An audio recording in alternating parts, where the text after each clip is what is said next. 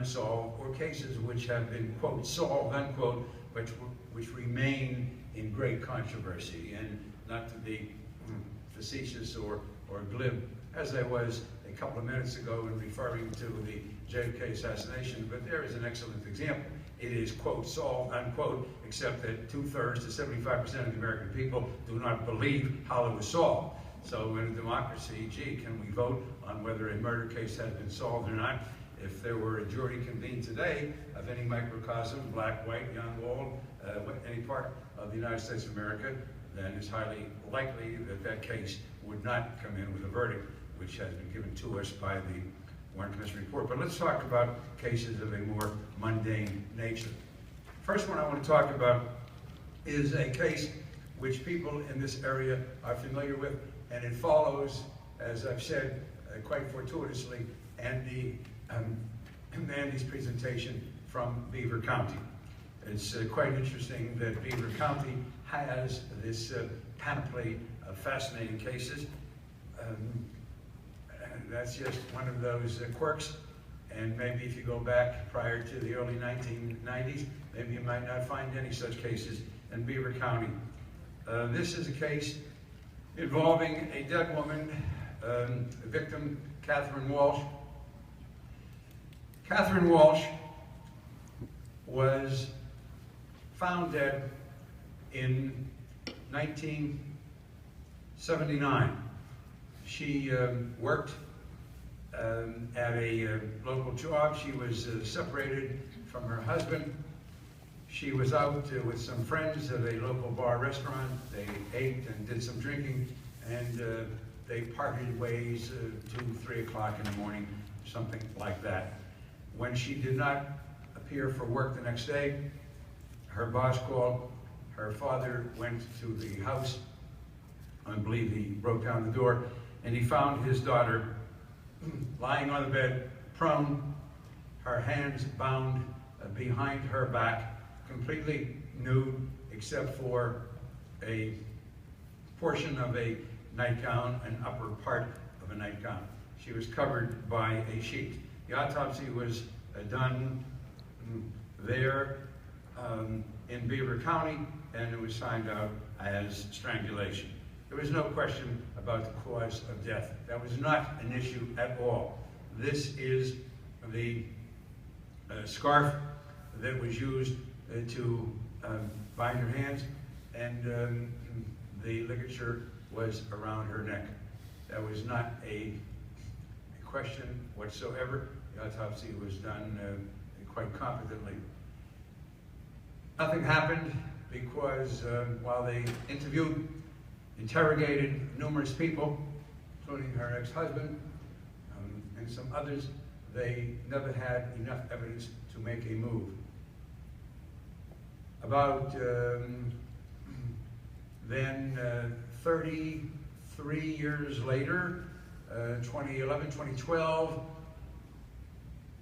they went back to the physical evidence and decided that there was a stain on a sheet which could be examined. They examined it for DNA. It was a seminal fluid stain. A DNA test was done, and it revealed the DNA of a gentleman named Gregory Scott Hopkins, who at that time was still living in Beaver County. In fact, he was a councilman in one of the municipalities to which Andy referred. I think he said there were 40 of them in Beaver County. He was just a regular guy, no problems, and no criminal record of any kind. They called him in, they interrogated him. These are just some more pictures of that scarf. And they eventually charged him with murder. His story was that he had had a sexual affair a couple of times, not a long, ongoing matter, with Ms. Walsh. And yes, he had had sex with her, but not the night that she was killed. He wasn't there. As a matter of fact, he had 2 witnesses that placed him somewhere else. One in particular, a friend who said he was there at the house, and that if Gregory Hopkins had gotten up in the middle of the night, he certainly would have heard him leave and or come back. He said that about a month before, he had been there and he had had sex with Janet Walsh and Catherine Walsh, and that was the explanation for the DNA. Something that some people don't know. I think all of you do appreciate this as forensic scientists and people studying forensic science, is that DNA cannot be aged. You cannot say specifically DNA is from this day, at this moment, or so on. And we know that they're telling us about DNA of prehistoric dinosauric monsters and other things of less historical length. So that seemed to be quite plausible.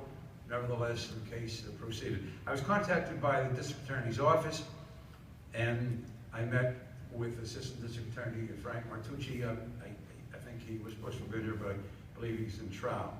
And that's where I met Andy, and we met and talked, I think, then first at my office, and then I proceeded with the case. I wrote a report based upon the evidence. The case had been evaluated by an outstanding DNA expert, whom you heard from this morning, Dr. Mark Perlin, and I've known Dr. Perlin for a long time, and he is truly one of the most astute, erudite DNA experts that I know of in this country, perhaps in the world. I have great respect for Mark. His opinion was that you could not make this determination for the reason that I stated, could not be aged. The DNA was found in 3 particular places, and for me, this was extremely important. One DNA stain, seminal stain, was on the back of the nightgown, just near the waist level. The second was on a bed sheet, a sheet that covered her, just at that location. And the third was on the belt of a bathrobe, which was exactly at that level. So if you superimposed one upon the other, 1, 2, and 3, then you had that kind of physical juxtaposition.